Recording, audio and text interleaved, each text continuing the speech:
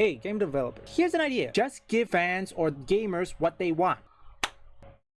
Make way for the captain. Where is he, Boats? Where's Captain Alder? Right here, sir. Gator. Captain's dead. Went down with his ship. XO? No longer with us, ma'am. All this happened in the crash? Yes, sir. So who has the con, Gator? As the highest-ranking officer on board, I believe you do, sir. Destroyer Tigris is docking a shuttle to come aboard.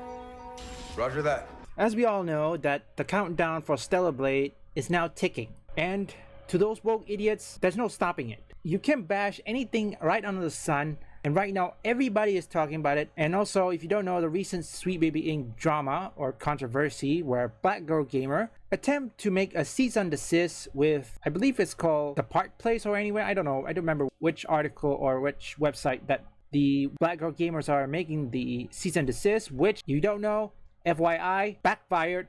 It was rejected. Now, first of all, if I were to pick between the main character of Fable and the main character of Eve from Stellar Blade, I pick Eve from Stellar Blade. Eve from Stellar Blade is based off a real model, okay?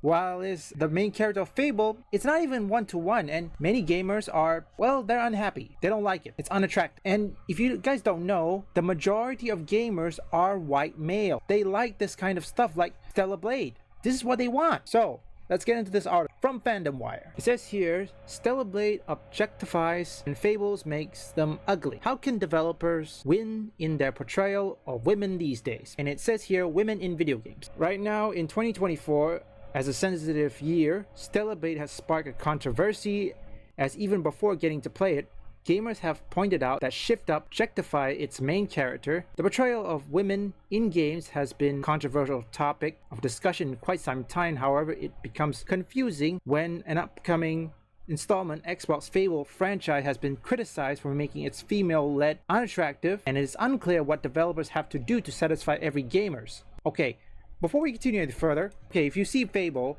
they're not even satisfying the gamers, they're trying to satisfy the activists. Of which, as we all know, remember, I'm gonna reiterate what most people say, there's no such thing as modern audience, okay? That's just the audience. And most of the video game audience, or gaming, or perhaps gamers in general, are white male. If you don't know, white male compose the majority of gamers. And for women, well, some of them played PC games or anything, but if you don't know, most games that women play is mostly Match 3, which a mobile game. They don't play things like this because I think they hate it. But I know some women, and some men too, like to play video games with attractive female. I can tell some of you want it.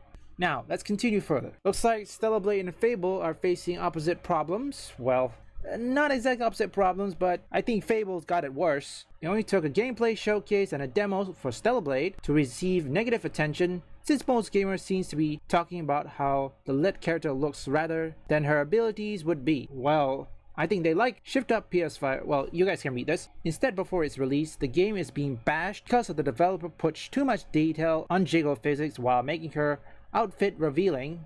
Okay. Well, comparing to Fable, on the opposite side, Fable lies Playground's Fable. Microsoft revealed its 2023 showcase, probably thinking that gamers will be excited for the series' return after more than a decade. Unfortunately, the footage was met with criticism for a different reason, one of them being the female protagonist wasn't attractive.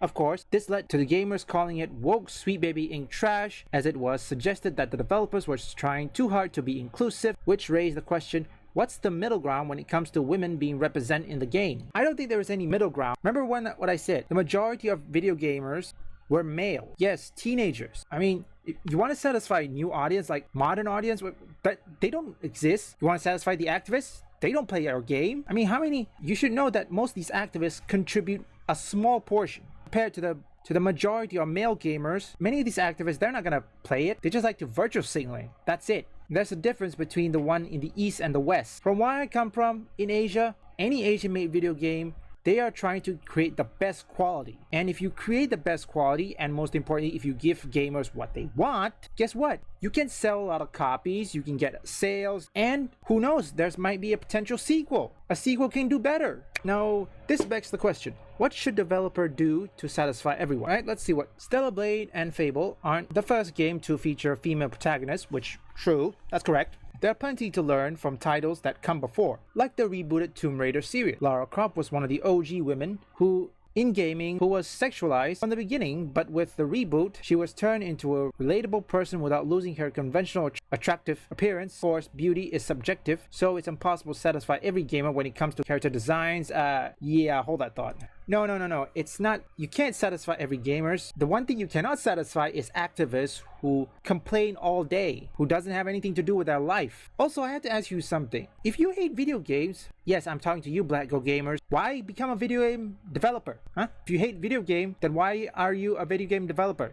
Developers should put the quality of their games on top priority. If the protagonists look a certain way is necessary for the story being told, then they should stick with it. Correct, they should. Gamers need to focus on things that matters, like gameplay, visual of the game, and let the artists create art they want, at least until its release. Enough players have had hands-on experience. Only after witness the game and going after all its aspects does it make sense for anyone to criticize it. Who knows, maybe the character's appearance become useful in making the title impactful. Okay, this last one's something we need to address. Yes, you can compare gameplay and visuals, but the problem is that in the West, most of them are taken over by activists. Look at what happened to Suicide Squad Kill the Justice League. It's gone down, yet people say the ESG score is good, while people are being laid off. And right now, hopefully Sony doesn't reject this or perhaps even delist this game, because the way I see it, this game is going to continue its release date on April 26th, and the countdown is starting. So, cross fingers, it can still be released, and hopefully it will get a PC port. Fingers crossed. And here's an idea. Just give gamers what they want and improve your quality, but most importantly, don't do live service. Look, live service already saturated enough, so don't bother. Don't disgrace your fan base. Listen to your fans. If your fans wanted something from the past, stick with it.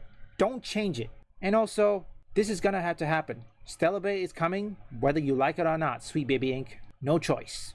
Leave a like and subscribe, and comment down below. What do you guys think?